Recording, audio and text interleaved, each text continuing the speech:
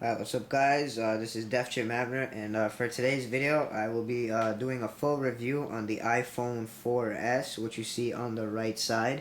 So the reason why I have the iPhone 4 on the left side is I'm going to be doing a few comparisons, and then I'll give you the full review of the iPhone 4S. This is going to be a pretty much in-depth review. This video might be long. So to start off, you got the iPhone 4 right here. It says iPhone 4. This is the box for it, just so you guys don't get mixed up, because these things are pretty much identical, which I'll show you right here. When you put them together, they're pretty much the same exact size. Pretty much the same exact size from the top and bottom. And it's very hard to tell which one is different. I'll show you right here in the back. It's also very difficult to tell. Everything is pretty much the same.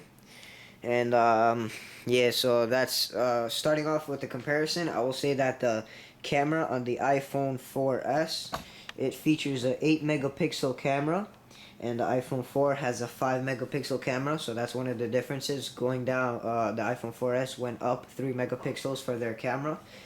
Video recording, iPhone 4S shoots, pretty sure it's full 1080p. I might be wrong, but I'm pretty sure. iPhone 4, I think it's 720p. Can't be too sure, but I know it's HD. And another new feature of the 4S is Siri, which you go right here on the 4S. You slide to unlock it. You hold the home button, and you click this, and you ask it a question. And it's gonna tell you, it's gonna answer the question for you.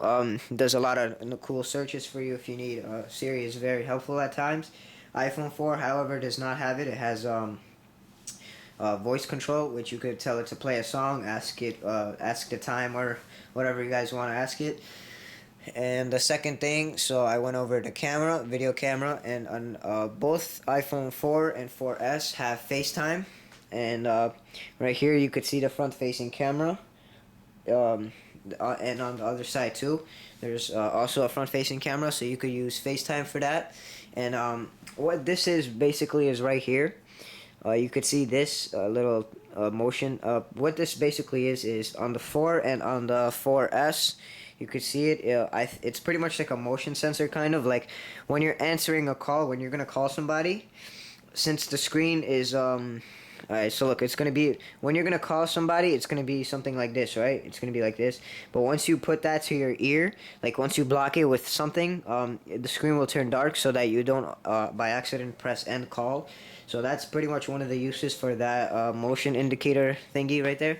And another one of the cons of the 4S and the 4 and all other iPhones is I'm coming from a BlackBerry, which you could see right here, BlackBerry Curve, and you could see that it has an indicator light right here. So if you have a message, this light will blink.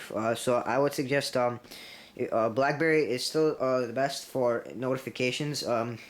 Because of the blinker light. And right here, you could also have turn on notifications for the 4 and the 4S, but it will drain your battery. But I still have it on, and yeah, I'm just saying that the BlackBerry does a little bit better job for notifications. I'm not saying that the BlackBerry is better than the iPhone 4. I think overall the iPhone 4 and the 4S is better than the BlackBerry for many reasons. Another new feature for the 4S is it features a A5 processing chip in it, which makes it run 2 times faster from what they say. So compared to the 4, I've done a test today. I've only had the phone for about 2 days, 3 days actually, and I think I will give you, yeah, this is pretty much my review. I know you're thinking 3 days is not a lot, but trust me, I know everything there is to know about this phone. It's pretty much a smartphone. It doesn't take that long to get used to it. So yeah, A5 processing chip, and they say it's 2 times faster, but there's not that really big of a difference. Like when you click on something, it'll pop up really fast. But I've done a test for Safari. It's pretty much a little bit. The 4S is just a little bit faster, and some Android phones are faster than the 4S. I've done a test today, and they are faster. iPhone 4S does not have the fastest processor. There are phones, like I said, Android and HTC. Some of those phones are faster than the 4S. So yeah, those are the new features. Also, the Cynic. I like the fact that the Cynic cable Oh my god, I keep saying Cynic.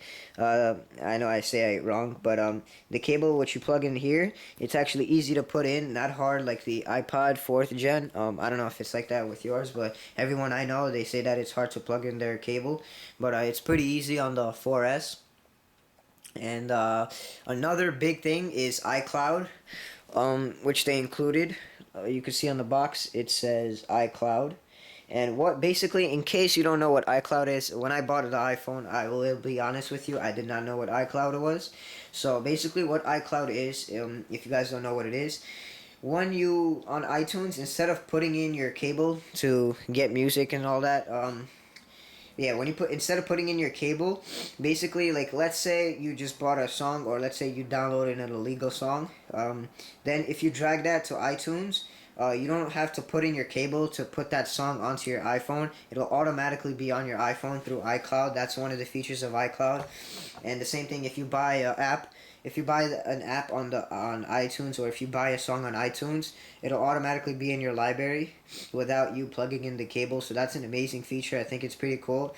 So if you're at your friend's house and you really want this song really badly, and let's say he doesn't have a computer, and you really want it, and if there's someone at your house, like your brother or sister, just call them up and tell them to download it and drag it onto your iTunes library, and I'm pretty sure it will be on the 4S.